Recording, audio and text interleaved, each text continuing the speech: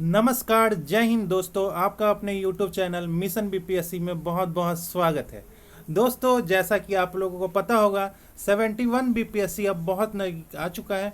अब हमें ज़्यादा से ज़्यादा मॉक टेस्ट और जितने भी प्रीवियस ईयर हैं सभी का डिस्कशन करना होगा और सभी पे कमांड करना होगा। इसी कड़ी में हम आप लोगों के लिए मार्केट में जितने भी टेस्ट सीरीज चल रहे हैं सभी का डिस्कशन करवाने का प्रयास कर रहे हैं और साथ ही साथ आपको पीडीएफ भी प्रोवाइड करवाने का प्रयास कर रहे हैं। अगर आपको पीडीएफ चाहिए तो आप हमारे टेलीग्राम लिंक से जुड़ सकते हैं। टेलीग्राम का लिंक जो है वो इस वीडियो के डिस्क्रिप्शन में दिया गया है। आप वहां जाके टेलीग्राम ज्वाइन कर ले, आपको सभी टेस्ट सीरीज का डिस्कशन वहां पर मिल जाएगा।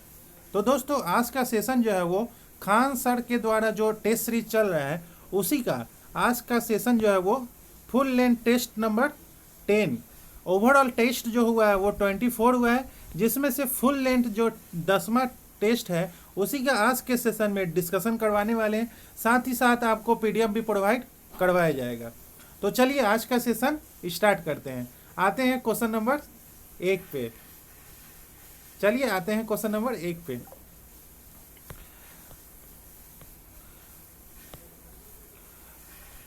क्वेश्चन नंबर 1 जो है वो अंगकोर वाट मंदिर परिसर और बोरो बुद्ध मंदिर किस भारतीय साम्राज्य के विदेशों में सांस्कृतिक और वाणिज्यिक प्रभाव के प्रमाण हैं? मौर्य समाज, गुप्त समाज, कुषाण साम्राज्य, मुगल साम्राज्य। तो इसका राइट आंसर है ऑप्शन नंबर बी, गुप्त साम्राज्य। कंबोडिया में जो अंकोर वाट मंदिर और जावा में बोरो बुद्ध मंदिर दक्षिण पूर्व एशिया में गुप्त साम्राज्य के सांस्कृतिक और वाणिज्यिक प्रभाव के प्रमाण है। बोरो बुद्ध जो है वो जावा में है और अंकोर वाट मंदिर जो है वो कंबोडिया में। अब चलते हैं नेक्स्ट क्वेश्चन पे। क्वेश्चन नंबर 2, किस पुरातात्विक खोज ने आर्यों से पहले की सभ्यता का पता लगाकर प्राचीन भारतीय इतिहास की हमारी पूर्व अवधारणा को बदल दिया है? तक्षशिला में उत्खनन, बलूचिस्तान में उत्खनन, सारनाथ में या सिंधु घाटी सभ्यता की खोज। तो इसका right answer option number D, Sindhu घाटी सभ्यता की खोज ने भारतीय प्राचीन इतिहास की हमारी धारणा को बदल दिया है। अब चलते हैं नेक्स्ट क्वेश्चन पे। क्वेश्चन नंबर 3, लगभग 100 वर्ष पूर्व रामापिथेकस नामक जीवाश्म जो है वो वानर भारत में कहाँ खोजा गया था? अरावली पर्वत या शिवालिक पर्वत या विंध्य पर्वत या सतपुरा पर्वत।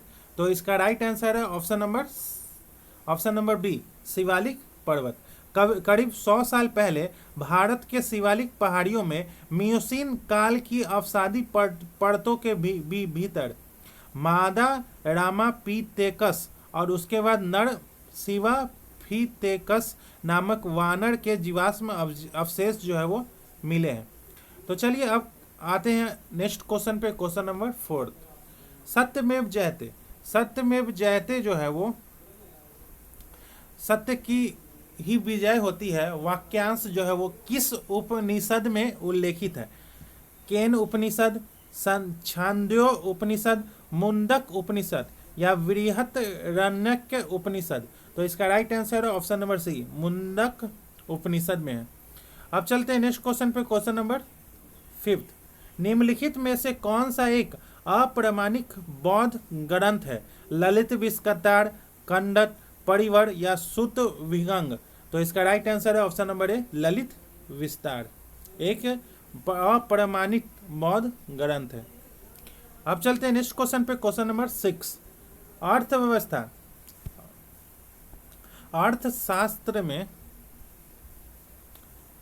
अर्थशास्त्र में मौर्य सम्राट के लिए निम्नलिखित में से कौन सी उपाधि जो है वो प्रयोग की गई है? महाराजा धीराज, सम्राट, राजधर्म, धर्म प्रवर्तक।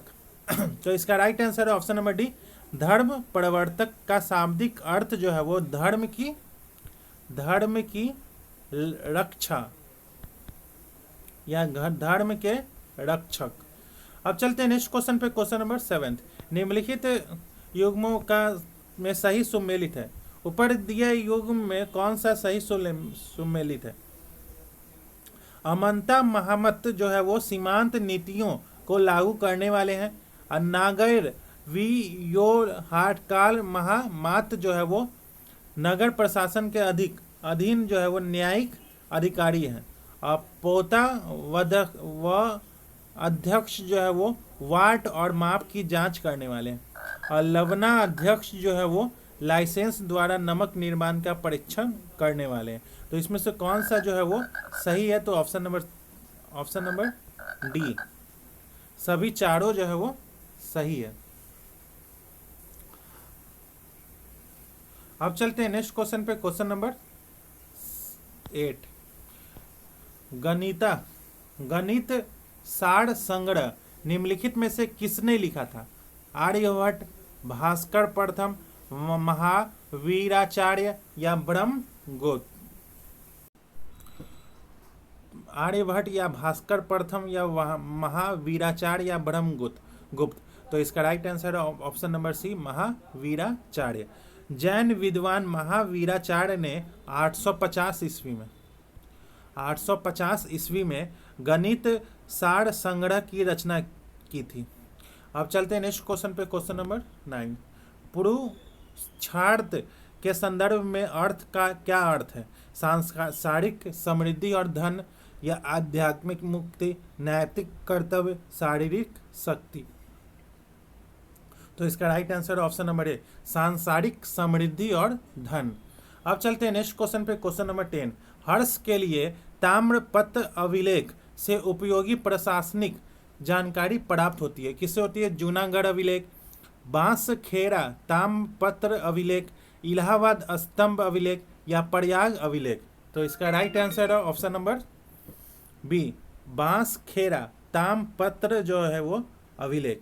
हर्षवर्धन का बांसखेड़ा ताम्रपत्र अभिलेख एक बहुमूल्य ऐतिहासिक अभिलेख है जो उसके शासनकाल की प्रशासनिक कार्य प्रणाली की विस्तृत जानकारी जो है वो प्रदान करता है।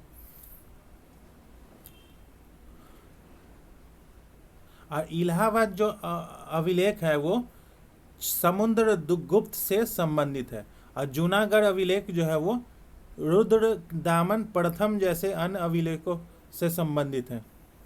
अब चलते हैं नेक्स्ट क्वेश्चन पे, क्वेश्चन नंबर 11। हुमायूं के गद्दी पर बैठने के समय कौन से क्षेत्र प्रारंभ में कामरान के नियंत्रण में थे? पंजाब, मुल्तान, काबुल, कंधार, बदकक्षा और बंगाल, दिल्ली और आगरा? तो इसका right answer option number A, B जो है वो काबुल और कंधार। जब हुमायूं जो है वो आगरा का सम्राट बना तब उसके साम्राज्य में काबुल और कंधार जो है वो शामिल थे। अब चलते हैं नेक्स्ट क्वेश्चन पे, क्वेश्चन नंबर 12। सिख गुरुओं ने अपनी सर्वोच्च सत्ता को दर्शाने के लिए कौन सी उपाधि जो है वो धारण की थी? गुरु महाराज, अकाल पुरख, खालसा पिता, सच्चा पातशाह? तो इसका right answer option number D, सच्चा पातशाह। अब चलते हैं नेक्स्ट क्वेश्चन पे, क्वेश्चन नंबर 13। निम्नलिखित में से कौन सा क्षेत्र जो है वो कृष्ण देव राय ने गजपतियों से पुनः प्राप्त किया था? रायचूर, विदर और कोविल कोंडा, नलकोंडा या कोंडा विदु या वारनंगल? अहमदनगर, बीजापुर, वारनंगल, गुलबर्ग, कोंडा विदु या तेलंगाना? तो इसका right answer option number B. अब चलते हैं नेक्स्ट क्वेश्चन पे, क्वेश्चन नंबर 14। अकबर के कथित नए धार्मिक मार्ग का वर्णन करने के लिए अबुल फजल और बदायूनी ने किस शब्द का प्रयोग किया था? तो इसका राइट आंसर है ऑप्शन नंबर बी, तौहीद ए इलाही शब्द का प्रयोग किया था। अब चलते हैं नेक्स्ट क्वेश्चन पे, क्वेश्चन नंबर 15। मध्यकालीन भारत में निम्नलिखित में से कौन मुख्य रूप से थोक व्यापार शामिल है? तो सेठ और बोहरा। अब चलते हैं नेक्स्ट क्वेश्चन पे, क्वेश्चन नंबर 16। 1919 में दिल्ली में हुए खिलाफत 1919 में हुए दिल्ली में 1919 में दिल्ली में हुए खिलाफत सम्मेलन में ब्रिटिश वस्तुओं के बहिष्कार का आह्वान किसने किया था? शौकत अली, अब्दुल कलाम आज़ाद, महात्मा गांधी, हसरत मोहानी। तो इसका right answer option number D, हसरत मोहानी। 1919 में दिल्ली में हुए। अब चलते हैं नेक्स्ट क्वेश्चन पे, क्वेश्चन नंबर 17। 1916 के लखनऊ अधिवेशन के संबंध में निम्नलिखित कथनों पर विचार करना है। मदन मोहन मालवीय इस अधिवेशन के अध्यक्ष थे और कांग्रेस और अखिल भारतीय मुस्लिम लीग ने ऐतिहासिक लखनऊ समझौते पर हस्ताक्षर किए। इस अधिवेशन में मुसलमानों को प्रांतीय और राष्ट्रीय विधानमंडलों में निश्चित सीटें आवंटित की गई थी। उपयुक्त कथनों में से कौन सा सही है? उपयुक्त कथनों में से कौन सा सही है? तो इसका राइट आंसर है ऑप्शन नंबर सी, केवल 2 और 3 जो है वो सही है। 1916 का लखनऊ अधिवेशन जो है वो के अध्यक्ष जो है वो अंबिका चरण मजूमदार थे, ना कि मदन मोहन मालवीय। अंबिका चरण मजूमदार। अब चलते हैं नेक्स्ट क्वेश्चन पे, क्वेश्चन नंबर 18। असहयोग आंदोलन के तीसरे चरण के दौरान कांग्रेस जो है वो स्वयं सेवकों ने किस प्रकार का विरोध प्रदर्शन अपनाया था? सशस्त्र विद्रोह, ब्रिटिश अधिकारियों से याचिका, स्वराज पार्टी की स्थापना या चरखा, खादी और जेल भरो। तो इसका right answer option number D, चरखा, खादी और जेल भरो। जुलाई 1921 में शुरू हुआ असहयोग आंदोलन के तीसरे चरण में मुख्य रूप से विदेशी कपड़ों के बहिष्कार, नवंबर में प्रिंस ऑफ वेल्स की आगामी यात्रा का विरोध, चरखा खादी को बढ़ावा देना और कांग्रेस स्वयंसेवकों द्वारा जेल भरो अभियान पर केंद्रित हो गया था। अब चलते हैं नेक्स्ट क्वेश्चन पे, क्वेश्चन नंबर 19। सितंबर 1920 में कोलकाता में आयोजित अखिल भारतीय कांग्रेस कमेटी के विशेष अधिवेशन की अध्यक्षता जो है वो किसने की थी? लाला लाजपत राय, बाल गंगाधर तिलक, CR दास या मोतीलाल नेहरू। तो इसका right answer option number A, Lala Lajpat Rai. अब चलते हैं नेक्स्ट क्वेश्चन पे, क्वेश्चन नंबर 20। निम्नलिखित में से किसने 1857 के विद्रोह को मात्र सिपाही विद्रोह मानने के आधिकारिक सिद्धांत को चुनौती दी थी? Lord Canning, JW colonel, GV Malleson, sir John Rawlins. तो इसका right answer option number C, colonel GV Malleson. अब चलते हैं नेक्स्ट क्वेश्चन पे, क्वेश्चन नंबर 21। 1925 में कुडू अरासू की शुरुआत के बाद वे क्रांतिकारी समाज सुधारक के रूप में उभरे। उन्होंने गुरुकुल में जाति आधारित अलगाव के मुद्दे पर कांग्रेस से इस्तीफा दे दिया और मनुस्मृति और रामायण जैसे ग्रंथों का खुलकर विरोध किया। उपयुक्त गद्यांश में निम्नलिखित में से किस समाज सुधारक का वर्णन किया गया है? तो इसका right answer option number B, Periyar EV Ramasamy. Periyar EV Ramasamy, option number B. अब चलते हैं नेक्स्ट क्वेश्चन पे, क्वेश्चन नंबर 22। निम्नलिखित में स्वराजवादी नेताओं में से कौन 1925 में केंद्रीय विधानसभा का अध्यक्ष बना था? कौन बना था? विट्ठल भाई पटेल या रामास्वामी अयंगर, मोतीलाल नेहरू, CR दास। तो ऑप्शन नंबर ए, विट्ठल भाई पटेल। अब चलते हैं क्वेश्चन नंबर 23। मार्ले मिंटो सुधारों के बाद किस घटना ने मुस्लिम राजनीतिक अभिजात वर्ग को अलग थलग कर दिया? बंगाल विभाजन की समाप्ति, बनारस विश्वविद्यालय की स्थापना, असहयोग आंदोलन या साइमन कमीशन का गठन। तो इसका right answer option number A, Bengal विभाजन की समाप्ति। जो 1905 में हुआ बंगाल विभाजन, जिसके परिणाम स्वरूप मुस्लिम बहुल पूर्वी बंगाल का गठन हुआ, मुस्लिम अभिजात वर्ग के लिए स्वागत योग्य था, लेकिन 1911 में इसका रद्द हो जाना उनके लिए विश्वासघात जैसा लगा, जिससे उनके बीच राजनीतिक असंतोष जो है वो बढ़ गया था। अब चलते हैं क्वेश्चन नंबर 24। 1911-13 के दौरान किस अंतर्राष्ट्रीय घटना ने भारत में मुस्लिम राजनीतिक राय को प्रभावित किया था? रूसी क्रांति, बाल्कन और इटालियन युद्ध, वर्साई की संधि या अमेरिकी गृह युद्ध? तो इसका right answer option number A B, Balkan और इटालियन युद्ध, जो 1911 से 13 ने भारत में मुस्लिम राजनीतिक सोच को गहराई से प्रभावित किया, क्योंकि इन घटनाओं ने ओटोमन साम्राज्य के पतन को लेकर चिंता उत्पन्न की, जो खिलाफत और इस्लामी शक्ति का प्रतीक माना जाता है। अब चलते हैं क्वेश्चन नंबर 25। द्वैत शासन के अंतर्गत शिक्षा का कौन सा क्षेत्र जो है वो भारतीय शिक्षा मंत्री के अधिकार क्षेत्र से बाहर था? रियासतों में स्थानीय भाषा शिक्षा, यूरोपीय और एंग्लो इंडियन शिक्षा, ग्रामीण क्षेत्रों में स्वदेशी तकनीक प्रशिक्षण, मिशनरी द्वारा संचालित ग्रामीण प्राथमिक शिक्षा? तो ऑप्शन नंबर जो है इसका बी, यूरोपीय और एंग्लो इंडियन शिक्षा। अब चलते हैं नेक्स्ट क्वेश्चन पे, क्वेश्चन नंबर 26। निम्नलिखित में से कौन सा कथन ऊर्ध्वाधर असंतुलन का सर्वोत्तम जो वर्णन करता है? कौन सा करता है? तो इसका राइट है ऑप्शन नंबर सी, जब उपराष्ट्रीय सरकारों की राजस्व जुटाने की क्षमता और उन्हें सौंपी गई व्यय जिम्मेदारियों के बीच असंगति हो। अब चलते हैं क्वेश्चन नंबर 27। निम्नलिखित में से किसे गैर कर राजस्व प्राप्तियों के रूप में वर्गीकृत किया गया है? एस्किट, अधिग्रहण, लाइसेंस शुल्क या शुल्क? नीचे दिए गए कोड का उपयोग करके सही उत्तर का चयन करना है। तो इसका right answer option number D, चारों जो है वो सही है। अब चलते हैं नेक्स्ट क्वेश्चन पे, क्वेश्चन नंबर 28। किसी देश की रक्षा सेवाओं पर किया गया व्यय जिससे सरकार की देनदारियों में कोई कमी नहीं आती है, किस प्रकार के व्यय के रूप में वर्गीकृत किया जाता है?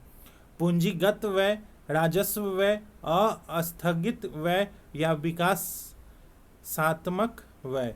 तो इसका right answer option number B, राजस्व व्यय।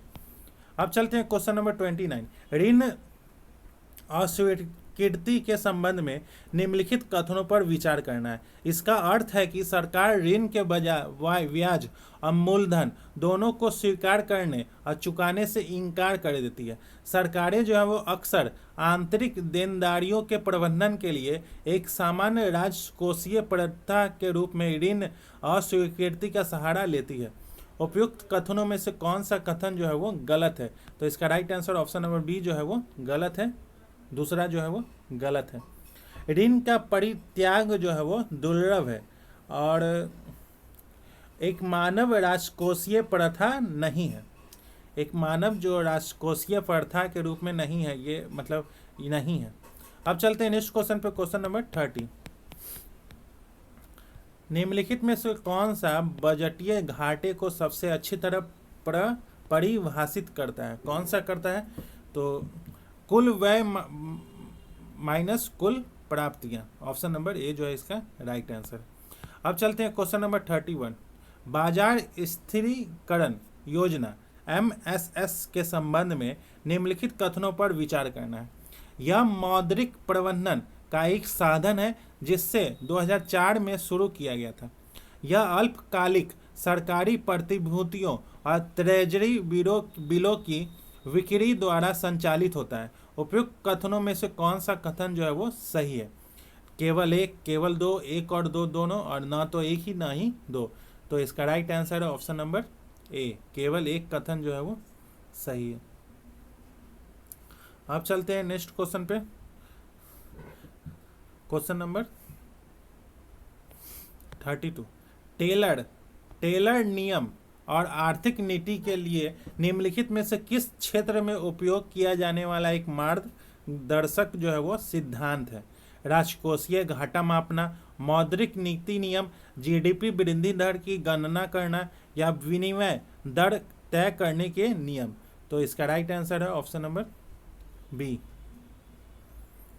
ऑप्शन नंबर बी जो है इसका राइट आंसर है, मौद्रिक नीति नियम। अब चलते हैं क्वेश्चन नंबर 33। निम्नलिखित में से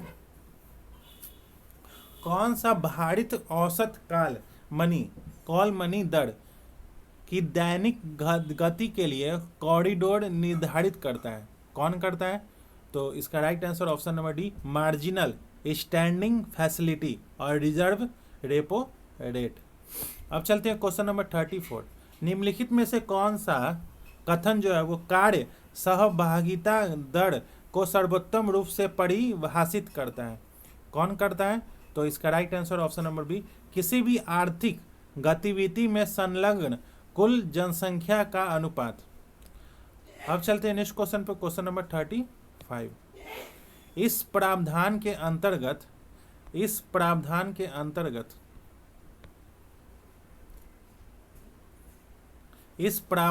अंतर्गत केवल उत्पादन सीमित सब्सिडी की अनुमति है। इनमें एक निश्चित आधार वर्ष में क्षेत्रफल, उपज या पशुधन संख्या के आधार पर भुगतान शामिल है। उपयुक्त वाक्यांश में निम्नलिखित में से किस प्रकार की WTO सब्सिडी का वर्णन किया गया है? एम्बर बॉक्स, नीला बॉक्स, हरा बॉक्स, लाल बॉक्स। तो इसका राइट आंसर है ऑप्शन नंबर बी, नीला बॉक्स। ब्लू बॉक्स सब्सिडी विश्व व्यापार संगठन के नियमों के तहत एक श्रेणी है जो उत्पादन सीमित समर्थन की अनुमति देती है। भुगतान जो है वो इस शर्त पर किया जाता है कि किसान जो है वो उत्पादन को सीमित रखे, जो आम तौर पर निश्चित आधार वर्ष के आंकड़ों जैसे कि क्षेत्रफल, उपज या पशुधन की संख्या पर आधारित होता है। अब चलते हैं नेक्स्ट क्वेश्चन पे, क्वेश्चन नंबर 36। निम्नलिखित में से कौन सा कथन जो है वो विश्व व्यापार संगठन के अंतर्गत सर्वाधिक पसंदीदा राष्ट्र सिद्धांत का सर्वोत्तम जो है वर्णन करता है? कौन सा सिद्धांत? तो इसके लिए ऑप्शन नंबर डी, इसके लिए देशों को विकसित देशों की तुलना में विकासशील देशों के साथ व्यापार को प्राथमिकता देने की आवश्यकता होती है। ऑप्शन नंबर डी जो है इसका राइट आंसर। अब चलते हैं क्वेश्चन नंबर 37। भुगतान संतुलन के संबंध में निम्नलिखित में से कौन सा कथन जो है वो गलत है? यह सदैव अपना संतुलन बनाए रखता है। इसमें दृश्य, अदृश्य और पूंजी हस्तांतरण से संबंधित सभी लेन देन शामिल है। व्यापार संतुलन भुगतान संतुलन को प्रभावित करने वाले घटकों में से एक है। यह कभी भी अधिशेष या घाटा नहीं दिखा सकते हैं। तो इसमें से इसका right answer option number D जो है इसका राइट ऑप्शन। अब चलते हैं क्वेश्चन नंबर 38। भुगतान संतुलन में विशेष आहरण अधिकार के आवंटन को निम्नलिखित में से किसके रूप में वर्गीकृत किया जाता है? प्रतिपक्ष, प्रेषण, निर्यात या निवेश। तो इसका राइट आंसर ऑप्शन नंबर ए, प्रतिपक्ष। अब चलते हैं क्वेश्चन नंबर 39। जब किसी वस्तु की मांग और आपूर्ति दोनों में समान निरपेक्ष मात्रा में वृद्धि होती है तो बाजार मूल्य पर क्या प्रभाव पड़ता है? पहले घटता है फिर बढ़ता है, या बढ़ता है या घटता है, या स्थिर रहता है? तो इसका right answer option number D, स्थिर रहता है। अब चलते हैं नेक्स्ट क्वेश्चन पे, क्वेश्चन नंबर 40। निम्नलिखित में से किसे भारत में आर्थिक राष्ट्रवाद का अग्रदूत जो है वो माना जाता है? दादा भाई नौरोजी, RC दत्त, बाल गंगाधर तिलक या गोपाल कृष्ण गोखले। तो इसका राइट आंसर है option number B, RC Dutt. Option number B जो है वो RC दत्त। अब चलते हैं क्वेश्चन नंबर 41। भारतीय संविधान के निम्नलिखित में से कौन सा अनुच्छेद जो है वो भारत के उपराष्ट्रपति के पद का प्रावधान करता है? अनुच्छेद 52, अनुच्छेद 66, अनुच्छेद 74, अनुच्छेद 63। तो इसका राइट आंसर है ऑप्शन नंबर डी, अनुच्छेद 63। भारतीय संविधान का अनुच्छेद 63 जो है वह भारत के उस उपराष्ट्रपति के पद के लिए विशिष्ट रूप से प्रावधान किया गया है। इसमें कहा गया है कि भारत का एक उपराष्ट्रपति होगा। यह अनुच्छेद जो केवल इस पद के अस्तित्व को स्थापित करता है। इसके बाद अनुच्छेद जो है वह 64 से 71 उपराष्ट्रपति के कार्यों, शक्तियों, चुनाव और पद के बारे में विस्तार से बताते हैं। अब चलते हैं नेक्स्ट क्वेश्चन पे, क्वेश्चन नंबर 42। निम्नलिखित में से कौन सा रिट जो है वो निजी व्यक्तियों के विरुद्ध जारी किया जा सकता है? कौन सा रिट जो है वो निजी व्यक्तियों के विरुद्ध जारी किया जा सकता है? बंदी, प्रत्यक्षीकरण, परमादेश, निषेध, उत्प्रेषण या अधिकार परिस्या। तो ऑप्शन नंबर ए जो है इसका राइट आंसर है। 1 और 5 जो है वो निजी व्यक्तियों के विरुद्ध जारी किया जा सकता है। अब चलते हैं नेक्स्ट क्वेश्चन पे, क्वेश्चन नंबर 43। रिट क्षेत्राधिकार के संबंध में निम्नलिखित कथनों पर विचार करना है। संविधान का अनुच्छेद 226 उच्च न्यायालय को मौलिक अधिकारों और अन्य कानूनी उद्देश्यों के लिए रिट जारी करने का अधिकार देता है। उच्च न्यायालय का रिट क्षेत्राधिकार सर्वोच्च न्यायालय के रिट क्षेत्राधिकार से अन्य है। उपयुक्त कथनों में से कौन सा कथन जो है वो सही है? तो इसका राइट आंसर ऑप्शन नंबर ए, केवल एक कथन जो है वो सही है। उच्च न्यायालय का रिट क्षेत्राधिकार अन्य नहीं है बल्कि सर्वोच्च न्यायालय के समवर्ती है। अब चलते हैं नेक्स्ट क्वेश्चन पे, क्वेश्चन नंबर 44। पंचायती राज संस्था के संबंध में निम्नलिखित कथनों पर विचार करना है। ग्राम पंचायत अध्यक्ष का चुनाव राज्य विधानमंडल द्वारा निर्धारित प्रक्रिया के अनुसार किया जाता है। राज्य विधानमंडल ग्राम पंचायतों में अध्यक्ष के पदों के आरक्षण पर निर्णय लेता है। उपयुक्त कथनों में से कौन सा कथन जो है वो सही है? केवल एक, केवल दो, एक और दो दोनों, या न तो एक ही न ही दो? तो इसका right answer option number C, एक और दो दोनों कथन सही है। अब चलते हैं क्वेश्चन नंबर 45। राज्य विधानमंडल के संबंध में निम्नलिखित कथनों पर विचार करना है। विधानसभा के अध्यक्ष और उपाध्यक्ष के वेतन और भत्ते संसद द्वारा निर्धारित किए जाते हैं। 10वीं अनुसूची के अंतर्गत अयोग्यता का प्रश्न जो है वो विधानसभा और विधान परिषद दोनों के मामले में पीठासीन अधिकारी द्वारा तय किया जाता है। उपयुक्त कथनों में से कौन सा कथन जो है वो गलत है? कौन सा कथन जो है वो गलत है? तो ऑप्शन नंबर ए, केवल एक कथन जो है वो गलत है, दूसरा जो है वो सही है। राज्य विधानसभा के अध्यक्ष और उपाध्यक्ष के वेतन और भत्ते जो है वो राज्य विधानमंडल द्वारा निर्धारित किए जाते हैं, न कि संसद के द्वारा। वो राज्य विधानमंडल के द्वारा निर्धारित किए जाते हैं। यह भारतीय संविधान के अनुच्छेद 186 पर आधारित है, 186 पर आधारित है कि राज्य विधानमंडल को कानून के माध्यम से इन्हें निर्धारित करने की शक्ति प्रदान करता है। अब चलते हैं क्वेश्चन नंबर 46। निम्नलिखित में से कौन सी एजेंसी अपनी जांच के दौरान लोकपाल के अधीक्षण और निर्देशन के अंतर्गत आती है? केंद्रीय अन्वेषण ब्यूरो, राष्ट्रीय जांच एजेंसी, केंद्रीय सतर्कता आयोग, या परिवर्तन निदेशालय? तो इसका राइट आंसर ऑप्शन नंबर ए, केंद्रीय अन्वेषण ब्यूरो, सीबीआई। अब चलते हैं नेक्स्ट क्वेश्चन पे, क्वेश्चन नंबर 47। चुनाव याचिकाओं के संबंध में निम्नलिखित कथनों पर विचार करना है। इनका निर्णय सर्वोच्च न्यायालय द्वारा जन प्रतिनिधित्व अधिनियम 1951 की धारा 80A के अनुसार किया जाता है। इसे 21 वर्ष से अधिक आयु का कोई भी भारतीय नागरिक जो है वो दायर कर सकता है। उपयुक्त कथनों में से कौन सा कथन जो है वो सही है? तो इसका right answer option number D, इसमें से न तो ए ही सही है न ही दो, दोनों जो है वो गलत है। भारत में चुनाव याचिका का निपटारा जो है वो उसी राज्य का उच्च न्यायालय करता है जहां चुनाव हुआ है, न कि सर्वोच्च न्यायालय।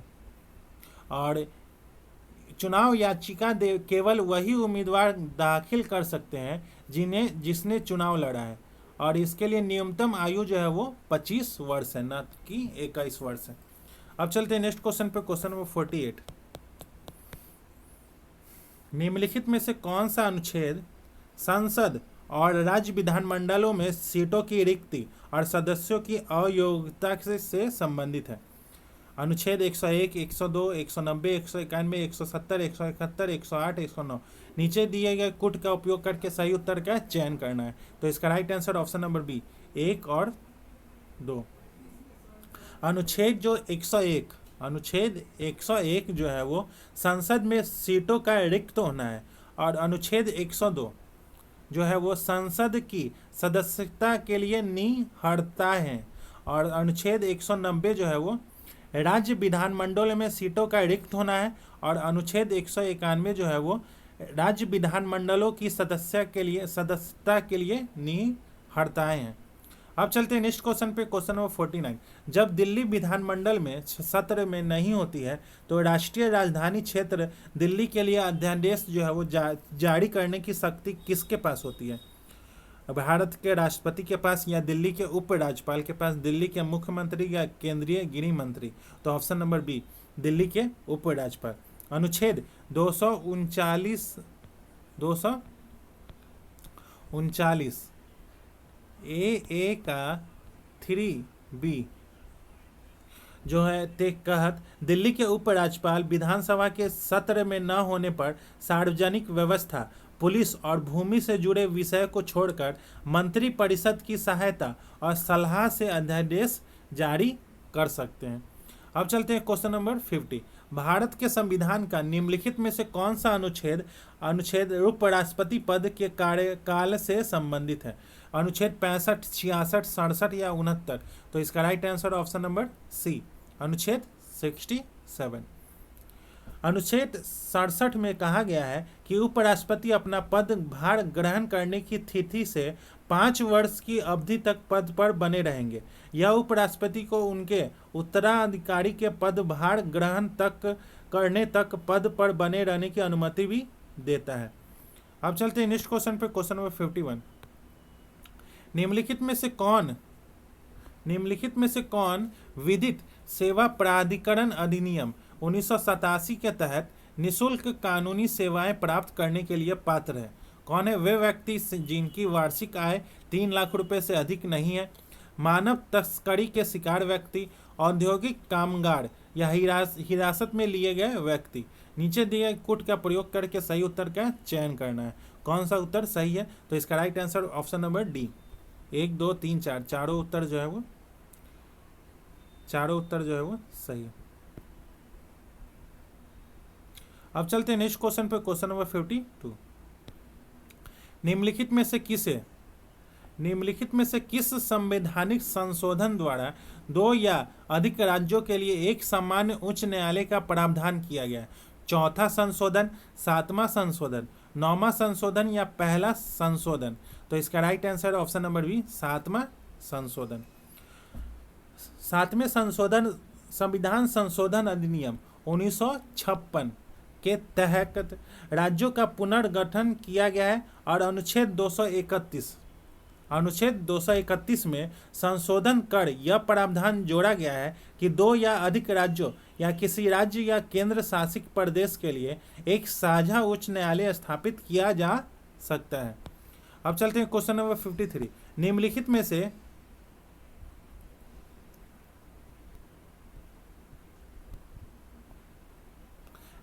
में से कौन सा अनुच्छेद जो है वो राज्य के नीति निर्देशक सिद्धांतों के समाजवादी सिद्धांतों का उदाहरण जो है वो नहीं है? अनुच्छेद 38, अनुच्छेद 39A, अनुच्छेद 47 या अनुच्छेद 44? तो इसका राइट आंसर है ऑप्शन नंबर डी, अनुच्छेद 44। अब चलते हैं नेक्स्ट क्वेश्चन पे, क्वेश्चन नंबर 54। 44वें संविधान संशोधन ने सलाहकार बोर्ड की मंजूरी के बिना निवारक नजरबंदी की अवधि को 3 महीने से घटाकर कितना कर दिया है? 1 महीना, 75 दिन, 2 महीना या 15 दिन? तो इसका right answer option number C, 2 महीना।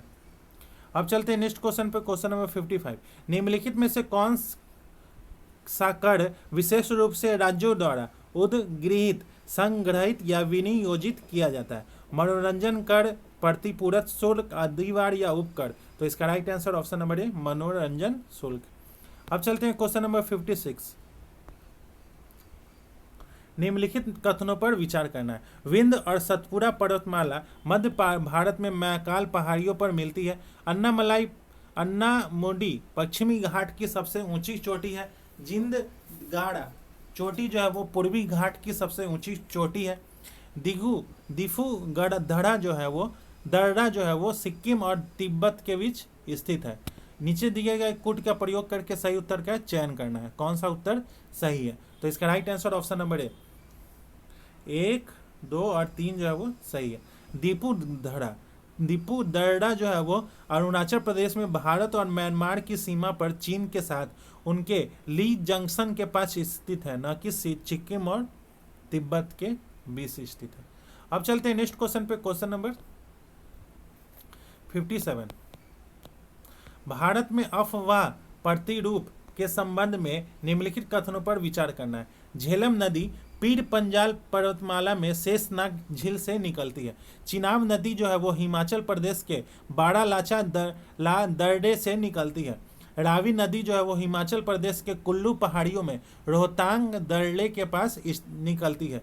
उपयुक्त में से कौन सा कथन जो है वो सही है? तो इसका right answer option number B, 2 और 3 जो है वो सही है। झेलम नदी जो है वो जम्मू कश्मीर में पीर पंजाल पर्वतमाला की तलहटी में स्थित वेरी नाग के एक झरने से निकलती है। वेरी नाग, ना कि शेष नाग, वेरी नाग के एक झरने से निकलती है। अभिकथन और कारण। काली मिट्टी को स्वतः जुटाई वाली मिट्टी कहा गया है और काली मिट्टी गीली होने पर फूल जाती है और चिपचिपी हो जाती है और सूखने पर सिकुड़ जाती है। सही उत्तर का चयन करना है। तो इसका राइट आंसर है ऑप्शन नंबर ए और आर दोनों सही है और आर एक की सही व्याख्या करता है। अब चलते हैं क्वेश्चन नंबर 59। भारत वन स्थिति रिपोर्ट के संबंध में निम्नलिखित कथनों पर विचार करना है। पहला, वन संरक्षण अधिनियम 1980 के तहत इसे जारी किया जाना अनिवार्य कर दिया है। Nagarjuna Sagar Shri slam tiger reserve में जंगल में आग लगने की सबसे अधिक घटनाएं दर्ज की गई है। इसे 1987 से प्रत्येक 2 साल तक प्रकाशित किया जाता रहा है। उपयुक्त कथनों में से कौन सा कथन जो है वो सही है? तो इसका right answer option number B, 2 और 3 जो है वो सही है।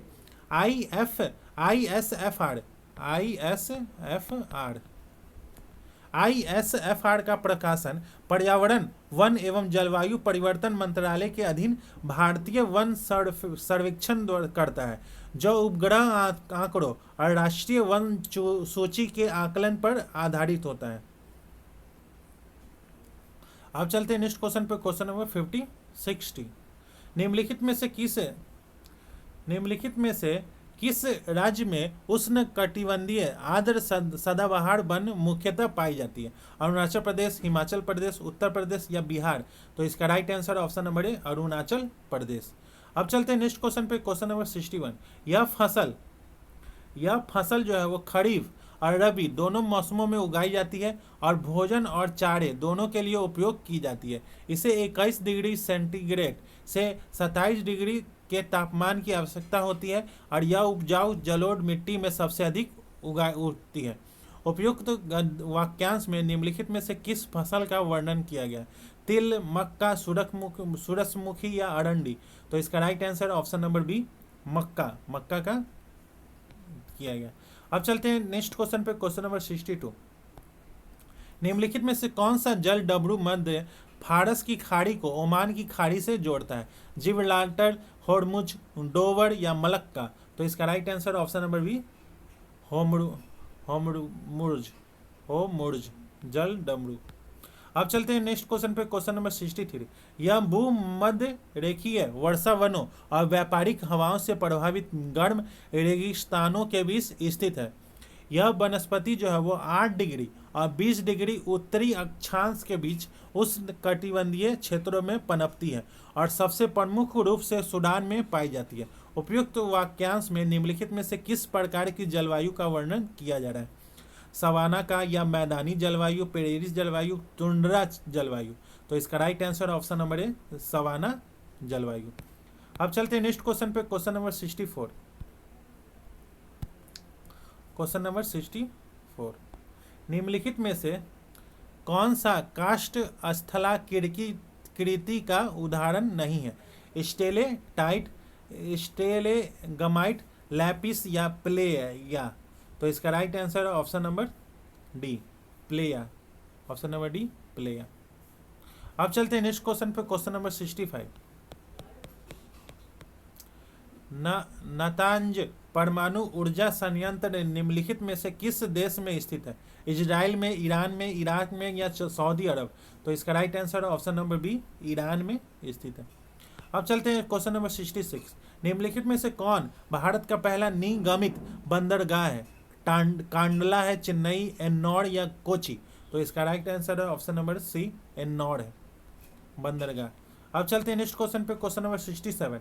वह प्रक्रिया जब मिट्टी और पौधों से वाष्पीकरण द्वारा जल भूमि से वायुमंडल में स्थानांतरित होती है उसे क्या कहते हैं? वाष्पीकरण, वर्षण, संघनन या वाष्पो उत्सर्जन?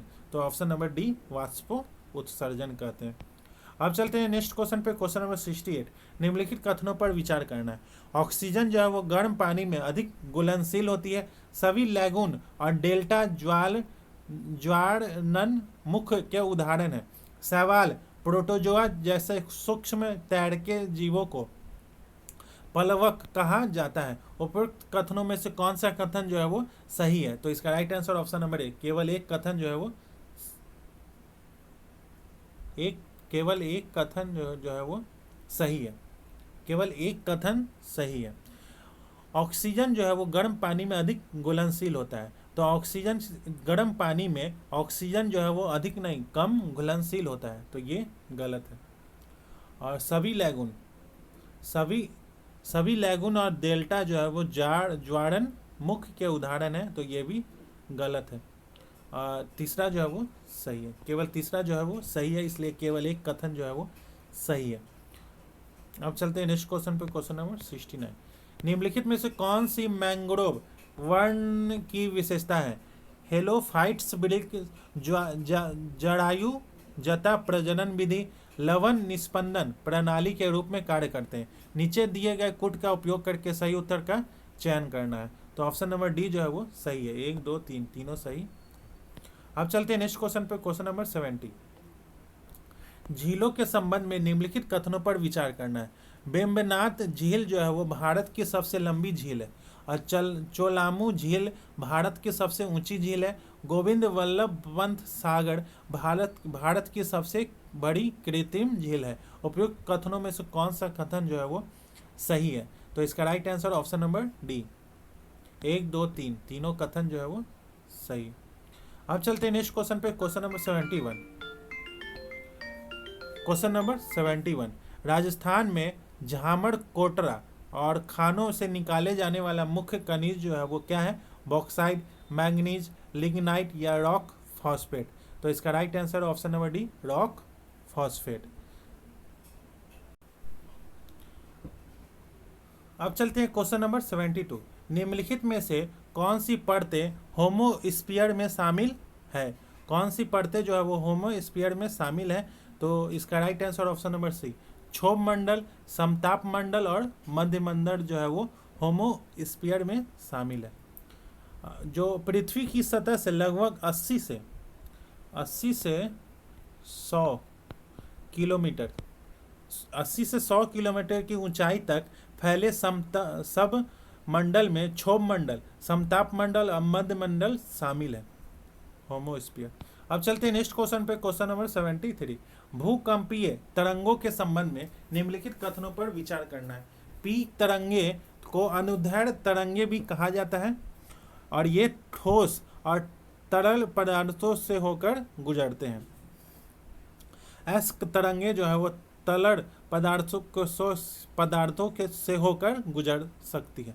पी तरंगे और एस तरंगों की तुलना में लगभग 1.7 गुना तीव्र होती है। उपयुक्त कथनों में से कौन सा कथन जो है वो सही है? तो इसका right answer option number C, 1 और 3 जो है वो सही है।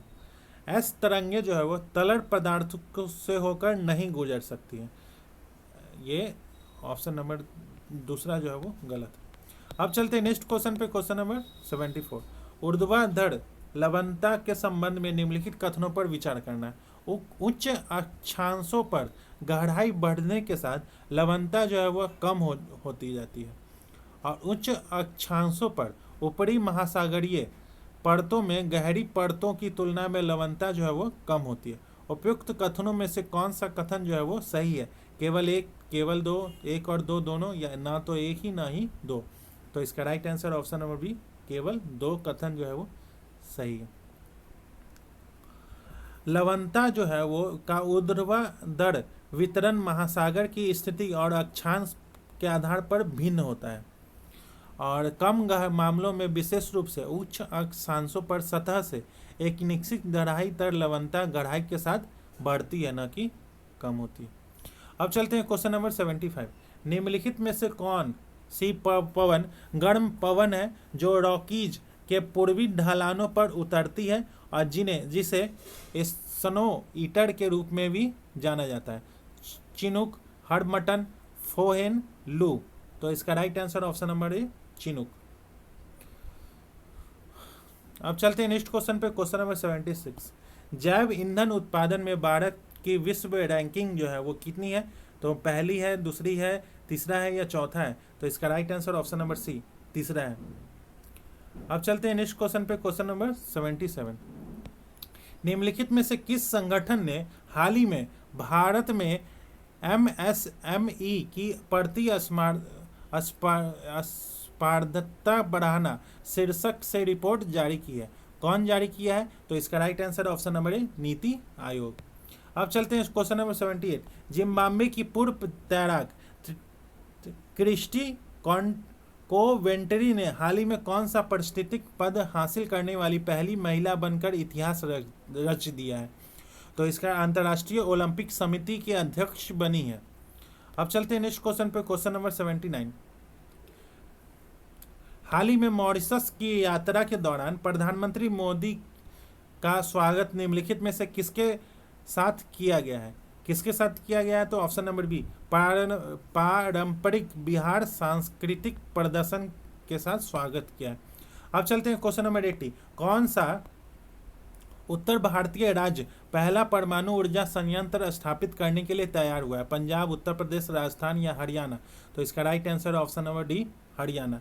अब चलते हैं क्वेश्चन नंबर 81। पहली बार किस देश की राष्ट्रीय अनुसंधान परिषद के वैज्ञानिकों ने प्रकाश से सुपर सॉलिड अवस्था का निर्माण सफलतापूर्वक किया है? जर्मनी, जापान, इटली या संयुक्त राज्य अमेरिका? तो इसका right answer option number C, Italy. अब चलते हैं क्वेश्चन नंबर 82। निम्नलिखित में से किस समुद्र तट ने हाल ही में अपना ब्लू फ्लैग प्रमाणन पुनः प्राप्त कर लिया है, जिसे उसने पहले खराब रख रखाव के कारण खो दिया था? राधानगर समुद्र तट, रूसी कोंडा समुद्र तट, ईडन समुद्र तट या मिनिकॉय समुद्र तट? तो इसका राइट आंसर है ऑप्शन नंबर बी, रूसी कोंडा समुद्र का तट, जो विशाखापट्टनम में स्थित है। अब चलते हैं क्वेश्चन नंबर 83। निम्नलिखित में से कौन सा ग्लेशियर जो है वो जलवायु परिवर्तन के कारण आधिकारिक दौर पर मृत घोषित होने वाला पहला ग्लेशियर जो है वो माना गया है? कौन सा है? तो ऑप्शन नंबर बी, ओकोजो कुल ग्लेशियर, जो आइसलैंड का है। अब चलते हैं नेक्स्ट क्वेश्चन पे, क्वेश्चन नंबर 84। केंद्रीय बजट 2025-26 में भारतीय भाषा पुस्तक योजना किसने शुरू की है? तो ऑप्शन नंबर डी, भारत के वित्त मंत्री ने शुरू की है। अब चलते हैं क्वेश्चन नंबर 85। किस संस्थान ने DX एज पहल शुरू की है? कौन सा मंत्रालय है? तो इसका right answer option number C, भारतीय उद्योग परिसंघ। अब चलते हैं क्वेश्चन नंबर 86। निम्नलिखित में से किस संगठन ने स्टीम क्षेत्रों में लैंगिक समानता को बढ़ावा देने के लिए imagine a world with more women in science अभियान शुरू किया है? कौन सा संगठन है? तो इसका राइट आंसर ऑप्शन नंबर है यूनेस्को। अब चलते हैं क्वेश्चन नंबर 87। निम्नलिखित में से किस क्षेत्र में माउंट रुआंग स्थित है, जो हाल ही में खबरों में रहा एक जो है वो स्ट्रेटो ज्वालामुखी है? तो इसका right answer option number A, सेकंकु द्वीप, ऑप्शन नंबर ए।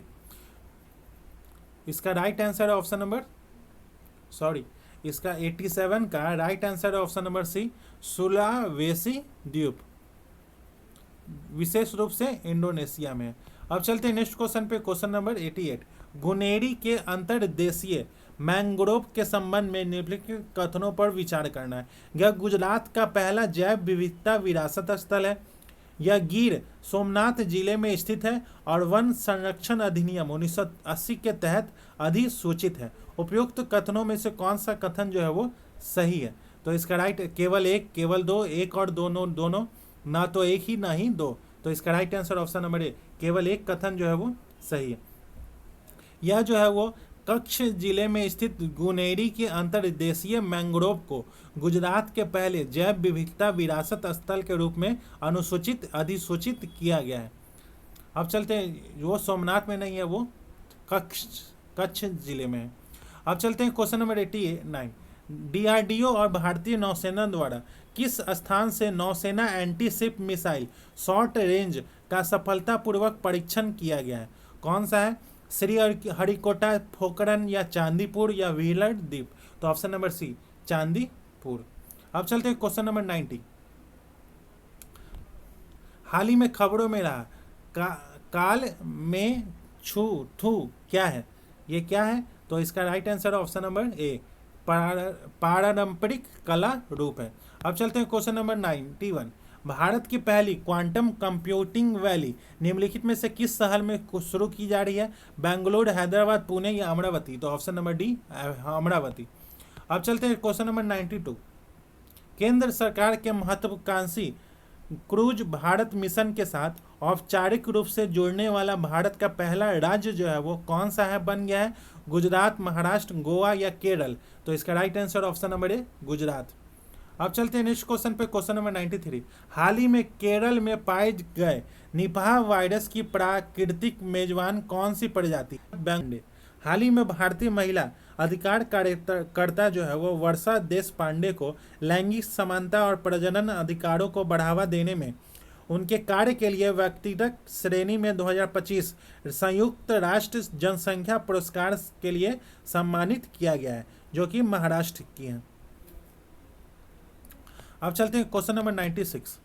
हाल ही में विश्व स्वास्थ्य संगठन द्वारा किस चिकित्सा संस्थान को स्वास्थ्य संवर्धन के लिए 2024 के नेल्सन मंडेला पुरस्कार से सम्मानित किया गया है? तो इसका right answer option number D राष्ट्रीय मानसिक स्वास्थ्य एवं तंत्रिका विज्ञान निमहंस बेंगलोर। अब चलते हैं नेक्स्ट क्वेश्चन पे, क्वेश्चन नंबर 97। हाल ही में किस शोध संस्थान ने यह खोज की है कि पानी की बूंदें प्राकृतिक खनिजों को नैनो कणों में तोड़ सकती है? IIT Kanpur, IIT Madras, IIT Bombay, IIT Roorkee? तो इसका right answer option number B IIT Madras. अब चलते हैं क्वेश्चन नंबर 98।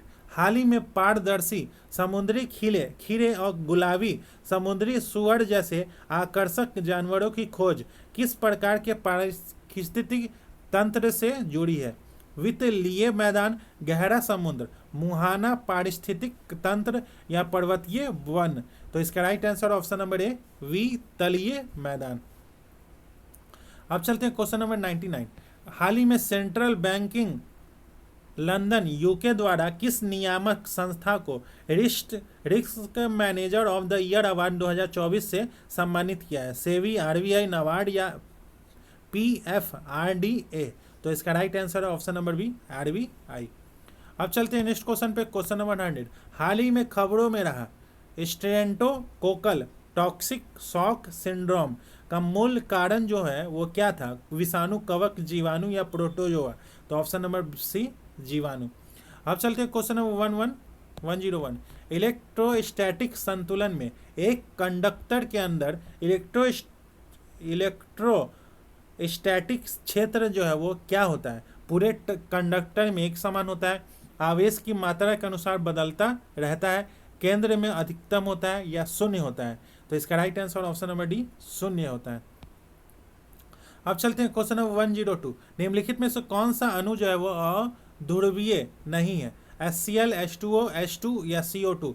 नीचे दिए गए कुट का सही उत्तर का चयन करना है। तो इसका राइट आंसर है ऑप्शन नंबर ए केवल 1 और 2 सही है। अब चलते हैं नेक्स्ट क्वेश्चन पे, क्वेश्चन नंबर 103। निम्नलिखित में से कौन सी गैसें आमतौर पर स्कूबा गोताखोरों द्वारा लिए जाने वाला श्वास मिश्रण में उपयोग की जाती है? कौन सी गैस जो है वो उपयोग की जाती है? तो हीलियम, नाइट्रोजन और ऑक्सीजन? ऑप्शन नंबर डी जो है इसका राइट आंसर है। अब चलते हैं क्वेश्चन नंबर 104। आधुनिक घरेलू जल शोधक की कार्य पद्धति के पीछे प्राथमिक सिद्धांत जो है वो क्या है? परासलन, विपरीत परासरण, ऊर्ध्वपातन, निस्पंदन? तो इसका right answer option number B विपरीत परासरण। आलू और केला, अदरक पौधे के किस भाग के उदाहरण है? जड़ है, तना है, ग्रंथि है या अंतःग्रंथि है? तो इसका right answer option number B तना है।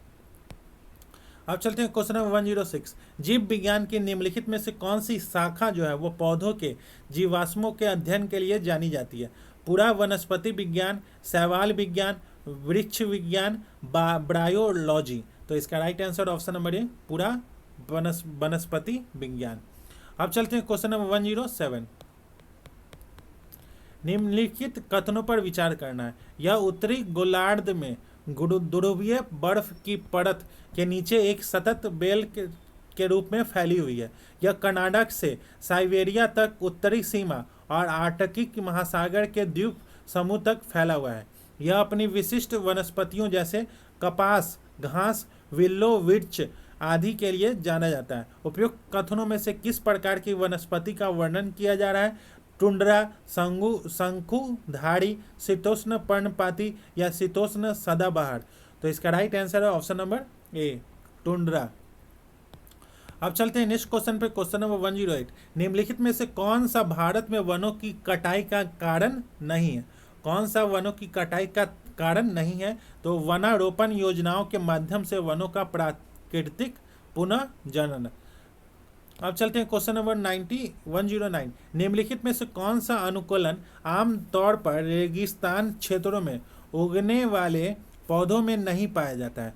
मोमी क्यूटल, धंसा हुआ रंध्र, पत्तियों की छोटी सतह, बड़ी पत्तियां। तो इसका right answer option number D, बड़ी पत्तियां। अब चलते हैं क्वेश्चन नंबर 110। हाल ही में जैव विविधता संरक्षण और इको पर्यटन के लिए चर्चा में रहा सतकोसिया टाइगर रिजर्व भारत के किस राज्य में स्थित है? ओडिशा, असम, मध्य प्रदेश या पश्चिम बंगाल। तो इसका राइट आंसर ऑप्शन नंबर ए, ओडिशा में स्थित है। अब चलते हैं क्वेश्चन नंबर 111। हाल ही में किस मंत्रालय ने स्वच्छ ऊर्जा को बढ़ावा देने और इसके उत्पादन का पता लगाने के लिए ग्रीन हाइड्रोजन परमाणु योजना की शुरुआत की है? विद्युत मंत्रालय, नवीन और नवीकरणीय ऊर्जा मंत्रालय, जल शक्ति मंत्रालय या कोयला मंत्रालय। तो इसका राइट आंसर है ऑप्शन नंबर बी, नवीन और नवीकरणीय ऊर्जा मंत्रालय। अब चलते हैं नेक्स्ट क्वेश्चन पे, क्वेश्चन नंबर 112। हाल ही में किस देश ने सफलतापूर्वक गैर परमाणु हाइड्रोजन बम जो है वो विकसित किया है? रूस, अमेरिका, चीन या उत्तर कोरिया। तो ऑप्शन नंबर सी, चाइना। अब चलते हैं क्वेश्चन नंबर 113। हाल ही में किस कंपनी ने आयरन वुड नामक 7वीं पीढ़ी का TPU लॉन्च किया है? माइक्रोसॉफ्ट, गूगल, अमेजन या विप्रो। तो इसका right answer option number B, Google. अब चलते हैं क्वेश्चन नंबर 114। हाल ही में किस कंपनी ने अंतरिक्ष मिशन फ्रेम 2 लॉन्च किया है? Skyroot, aerospace, blue origin, space X या सुपर को। तो इसका राइट आंसर है option number C, space X. अब चलते हैं क्वेश्चन नंबर 115। हाल ही में किस IIT ने खारे पानी के उपचार के लिए कमल के पत्ते से प्रेरित सौर वाष्पीकरण यंत्र जो है वो विकसित किया है? IIT मद्रास, IIT की दिल्ली, IIT बॉम्बे या IIT पटना। तो option number C, IIT Bombay. अब चलते हैं क्वेश्चन नंबर 116। किस संस्थान ने भारत की पहली स्वचालित बैट निगरानी और पहचान प्रणाली बैट इकोमोन विकसित किया है? कौन किया है? तो इसका right answer option number C, भारतीय मानव आवास संस्थान किया है। अब चलते हैं नेक्स्ट क्वेश्चन पर, क्वेश्चन नंबर 117। हाइग्रोमीटर जो है वो क्या मापता है? हाइग्रोमीटर जो है वो क्या मापता है? वायु में आर्द्रता या वायुमंडलीय दाब, वायुमंडल में हवा की गति या हवा में कणिकीय पदार्थों की सांद्रता। तो इसका राइट आंसर ऑप्शन नंबर ए, वायुमंडल में आर्द्रता। अब चलते हैं क्वेश्चन नंबर 118। पवन ऊर्जा संयंत्र में ऊर्जा के किस रूप को विद्युत ऊर्जा में परिवर्तित किया जाता है? स्थितिक ऊर्जा, गतिज ऊर्जा, सौर ऊर्जा, रासायनिक ऊर्जा। तो इसका right answer option number B, गतिज ऊर्जा। अब चलते हैं क्वेश्चन नंबर 119। यदि लोहे, लकड़ी और कागज के बराबर आकार के टुकड़े 500 मीटर से ऊंचाई से गिरे तो आदर्श परिस्थितियों में कौन सा टुकड़ा जो है वो पृथ्वी की सतह पर पहले आएगा? लकड़ी, लोहा, कागज तीनों एक ही समय पर पहुंचेंगे। तो इसका राइट आंसर है ऑप्शन नंबर डी, तीनों जो है वो एक ही समय में पहुंचेंगे। आदर्श परिस्थितियों में अर्थात वायु प्रतिरोध न होने पर गिरती हुई वस्तुओं पर लगने वाला एकमात्र बल गुरुत्वाकर्षण है। गैलीलियो के गिरते पिंडों के सिद्धांत के अनुसार गुरुत्वाकर्षण के कारण त्वरण जो है वो जी सभी वस्तुओं के लिए एक समान होता है। चाहे उसका द्रव्यमान या पदार्थ कुछ भी हो।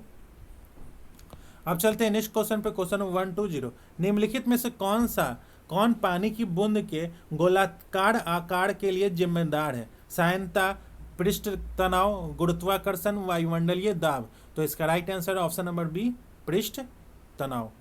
अब चलते हैं क्वेश्चन नंबर 121। बिहार आर्थिक सर्वेक्षण 2024-25 के अनुसार निम्नलिखित में से कौन सा कथन जो है वो सही है? वर्ष 2023-24 में बिहार में 27.8 हजार हेक्टेयर भूमि पर मखाना की खेती हुई थी। अब बिहार में वर्ष 2023-24 में 56.4 हजार टन मखाना का उत्पादन हुआ था। बिहार का देश के कुल मखाना उत्पादन में लगभग 85% योगदान है। उपयुक्त नीचे दिए गए कुट का उपयोग करके सही उत्तर का चयन करना है। तो इसमें से सही उत्तर कौन है? तो ऑप्शन नंबर डी, 1, 2, 3 तीनों जो है वो सही है।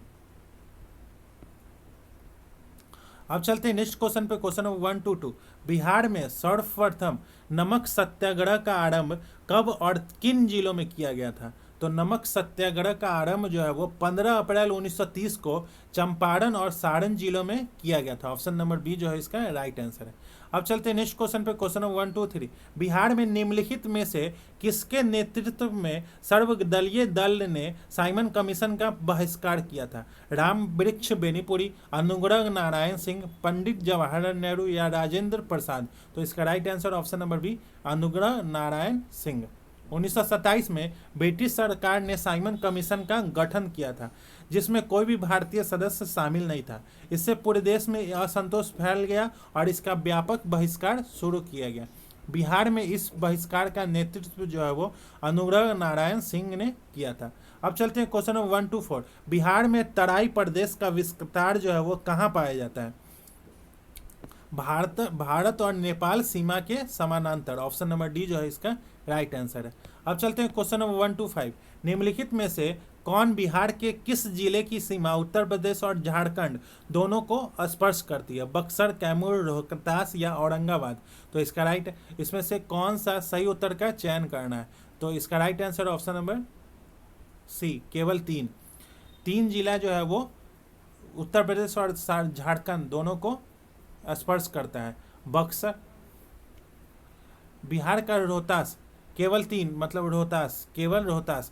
बिहार का रोहतास जिला ऐसा जिला है जिसकी सीमा उत्तर प्रदेश और झारखंड दोनों से मिलती है। उत्तर प्रदेश की सीमा जो है वो बिहार के 8 जिलों से होती है। कौन कौन वो जिला है? तो पश्चिम चंपारण, गोपालगंज, सिवान, सारण, भोजपुर, बक्सर, कैमूर, भभुआ और रोहतास। और झारखंड की सीमा बिहार के 8 जिलों से होती है। रोहतास, कैमूर, औरंगाबाद, नवादा, जमुई, बांका और भागलपुर। अब चलते हैं नेक्स्ट क्वेश्चन पे, क्वेश्चन नंबर 126। निम्नलिखित में से किस काल में कांसे की मूर्तियों के निर्माण की एक उन्नत शैली का विकास बिहार में हुआ था? मौर्य काल, पाल काल, शुंग काल, गुप्त काल? तो इसका right answer option number B, Pala काल। अब चलते हैं क्वेश्चन नंबर 127। कर्नाट राजवंश के किस शासक के शासन काल में मिथिला से क्षेत्र में पंजी प्रबंध मुख्य रूप से विकसित हुआ था? ज्ञानदेव, गंग देव, राम सिंह देव या हरि सिंह देव? तो इसका right answer option number D, Hari Singh Dev. अब चलते हैं क्वेश्चन नंबर 128। बिहार पर बख्तियार खिलजी के हमले का पहला विवरण जो है वो किस ग्रंथ से प्राप्त होता है? तबकात ए नासरी, तारीख ए हिंद, ताज उल मासिर या तारीख ए मुबारक शाही? तो इसका right answer option number A, Tabaqat i Nasiri. अब चलते हैं क्वेश्चन नंबर 129। बिहार के सुप्रसिद्ध सूफी संत मखदूम साहब के पत्रों का एक संकलन किस नाम से प्रसिद्ध हुआ है? मक तू बातें मत मखदूम। ऑप्शन नंबर ए जो है इसका कौन सा हुआ है? तो मक तू बात ए सदी। तो इसका right answer option number C, 129 का ऑप्शन नंबर सी जो है वो राइट आंसर है। अब चलते हैं क्वेश्चन नंबर 130। किस वर्ष मुगल सम्राट फर्रुखसियर का पटना में राज्य अभिषेक हुआ था? 1713, 1714, 1715, 1717? तो इसका राइट आंसर है ऑप्शन नंबर ए, 1713 में हुआ था। मुगल सम्राट फर्रुखसियर का राज्य अभिषेक 1713 में पटना में हुआ था। वह 1713 से 1719 तक मुगल सम्राट रहे थे। उनके शासनकाल में 1717 में बंगाल, बिहार और उड़ीसा में अंग्रेजों को व्यापारिक रियासतों के संबंध में फर्रुखसियर फरमान जारी किया गया, जो ब्रिटिश ईस्ट इंडिया कंपनी के लिए बहुत महत्वपूर्ण साबित हुआ था। अब चलते हैं क्वेश्चन नंबर 131। बिहार को एक पृथक प्रांत बनाने की घोषणा सम्राट जॉर्ज पंचम द्वारा कब और कहाँ किया गया था? तो 12 दिसंबर 1911 को दिल्ली दरबार में। ऑप्शन नंबर बी जो है इसका राइट आंसर है, ऑप्शन नंबर बी। अब चलते हैं नेक्स्ट क्वेश्चन पे, क्वेश्चन नंबर 132। बिहार में जलवायु अनुकूल कृषि कार्यक्रम का क्रियान्वयन कितने जिलों में किया जा रहा है? 25 जिलों, 38 जिलों, 35 जिलों या 30 जिलों? तो इसका राइट आंसर है ऑप्शन नंबर डी, 30 जिलों में किया जा रहा है। अब चलते हैं क्वेश्चन नंबर 133। बिहार में जल जीवन हरियाली अभियान का शुभारंभ जो है वो कब किया गया था? 15 अगस्त 2019, 26 अक्टूबर 2019, 1 जनवरी 2020, 2 अक्टूबर 2019? तो इसका राइट आंसर है ऑप्शन नंबर बी, 26 अक्टूबर 2019। अब चलते हैं क्वेश्चन नंबर 34। भारत और एशिया का पहला डॉल्फिन अनुसंधान केंद्र जो है वो कहाँ स्थापित किया जा रहा है? वाराणसी, भागलपुर, पटना, कोलकाता? तो ऑप्शन नंबर सी जो है वो पटना। अब चलते हैं नेक्स्ट क्वेश्चन पे, क्वेश्चन नंबर 135। गुरु गोविंद सिंह से संबंधित निम्नलिखित कथनों पर विचार करना है। इनका जन्म जो है वो पटना साहिब में 1666 में हुआ था। इन्होंने 1691 में खालसा पंथ की स्थापना की थी। इनकी मृत्यु जो है वो महाराष्ट्र के नांदेड़ जिले में हुई थी। यह सिखों के 9वें गुरु थे। उपयुक्त में से कौन सा कथन जो है वो गलत है? तो इसमें से कौन सा कथन गलत है? तो ऑप्शन नंबर बी, 2 और 4 जो है वो गलत है। गुरु गोविंद सिंह का जन्म जो है वो 26 दिसंबर 1666 में हुआ था, ये सही है। गुरु गोविंद सिंह का जन्म, ये सही है। और इन्होंने 1691 में खालसा पंथ की स्थापना की थी, तो ये गलत है।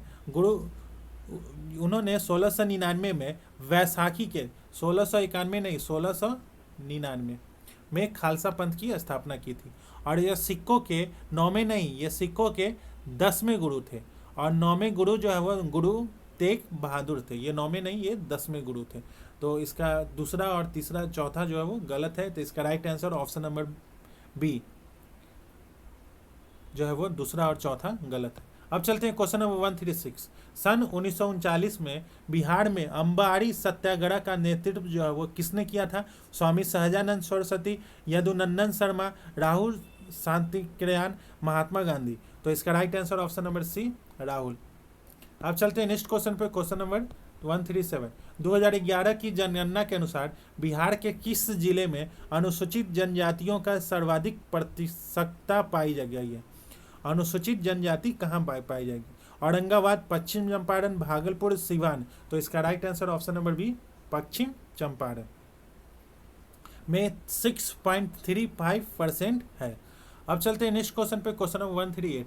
निम्नलिखित कथनों पर विचार करना। अंग महाजनपद वर्तमान बिहार के भागलपुर और मुंगेर जिले में स्थित है। अंग महाजनपद की राजधानी राजगिरी थी। उपयुक्त में से कौन सा कथन जो है वो सही है? तो इसका राइट आंसर ऑप्शन नंबर ए, केवल एक कथन जो है वो सही है। अंग महाजनपद की राजधानी जो है वो राजगिरी नहीं थी, वो चंपा थी, जो व्यापारिक दृष्टि से एक अत्यंत महत्वपूर्ण नगर था। अब चलते हैं, राजगीर मगध महाजनपद की राजधानी थी।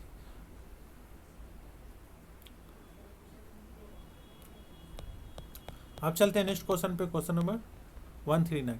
भारत छोड़ो आंदोलन में सक्रिय रहे बिहार के नेता शीलभद्र याजी का जन्म कब और कहाँ हुआ था? तो उनका जन्म जो है वो 1906 में बख्तियारपुर में हुआ था। ऑप्शन नंबर ए जो है इसका राइट आंसर है। अब चलते हैं क्वेश्चन नंबर 140। बिहार के प्रथम भारतीय एडवोकेट जनरल कौन थे? अय्यर सुब्रमण्यम, बलदेव सहाय, शीलभद्र याजी या अनुग्रह नारायण सिंह? तो इसका right answer option number C, B जो है वो बलदेव सहाय थे।